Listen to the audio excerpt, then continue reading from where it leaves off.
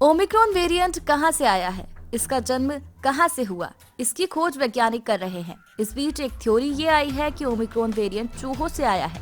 वैज्ञानिकों का कहना है ये खतरनाक और संक्रामक variant non human animal species से आया, संभवतः रोडेंट यानी चूहों से।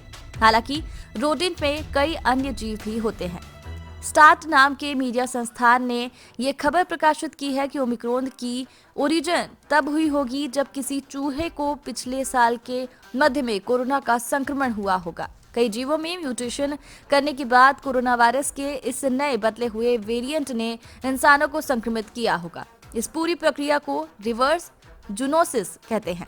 रिवर्स जूनोसिस को समझने के लिए पहले जूनोसिस समझना होगा। जूनोसिस मतलब जानवरों से इंसानों में आने वाली बीमारी, जबकि इंसानों से जानवरों में वायरस का जाना, वहां फिर से अपना रूप बदलना यानी म्यूटेशन करना और उसके बाद वापस इंसानों को संक्रमित करना, इसे रिवर्स जूनोसिस कहते हैं।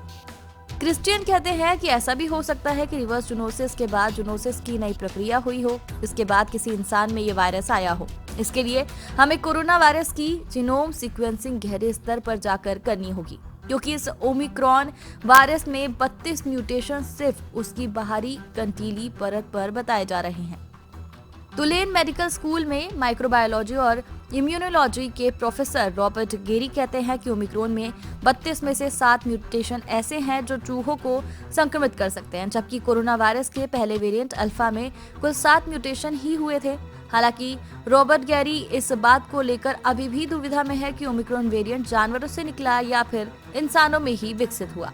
ओमिक्रॉन वेरिएंट में चूहों को संक्रमित करने वाले जीन है, ये बात वो पुख्ता हो गई है, क्योंकि जितना म्यूटेशन इस वेरिएंट में देखने को मिला है उतना म्यूटेशन कोरोना वायरस के किसी अन्य वेरिएंट में अब तक नहीं देखा गया। इसलिए वैज्ञानिक इसे इस नजरिए से भी देख रहे हैं कि ये चूहों में विकसित हुआ है। यूनिवर्सिटी ऑफ एरिजोना के इवोल्यूशनरी बायोलॉजिस्ट माइक वोरोबी कहते हैं कि ये बेहद हैरान करने वाला वेरिएंट है, क्योंकि अगर ये वेरिएंट बाहर किसी जीव को क्रोनिक बीमारी से संक्रमित कर सकता है तो ये इंसानों के साथ क्या क्या करेगा।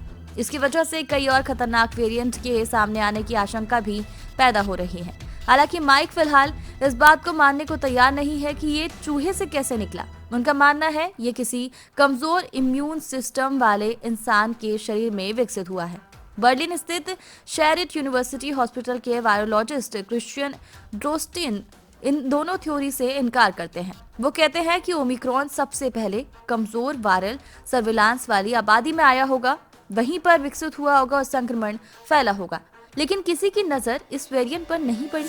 क्रिश्चियन ड्रोस्टेन को लगता है कि ये वायरस दक्षिण अफ्रीका में पैदा ही नहीं हुआ, क्योंकि वहां पर बहुत ज्यादा मात्रा में जीनोम सीक्वेंसिंग चल रही थी, लेकिन ये सर्दियों के मौसम में दक्षिण अफ्रीका के किसी दूरस्थ दक्षिणी इलाके में विकसित हुआ होगा। वहीं यूनिवर्सिटी ऑफ एडिनबर्ग के इवोल्यूशनरी बायोलॉजिस्ट एंड्रयू रामबाउथ ने कहा कि कोरोना काल में दुनिया की ऐसी कोई जगह नहीं हो सकती जहां पर नया वायरस विकसित हो और किसी को पता ना चले। ये बात एकदम गलत है, क्योंकि दक्षिण अफ्रीका में कई अन्य बीमारियां भी हैं जिनकी वजह से कोरोना और गंभीरता से लिया जा रहा है। वहां अगर जीनोम सीक्वेंसिंग होती रहती है, इसलिए ये संभव नहीं है कि ये चुपचाप विकसित हुआ हो और किसी को पता ना चला हो। कोरोना और वैक्सीनेशन से जुड़ी महत्वपूर्ण जानकारी के लिए हमारे चैनल को सब्सक्राइब कर लीजिए।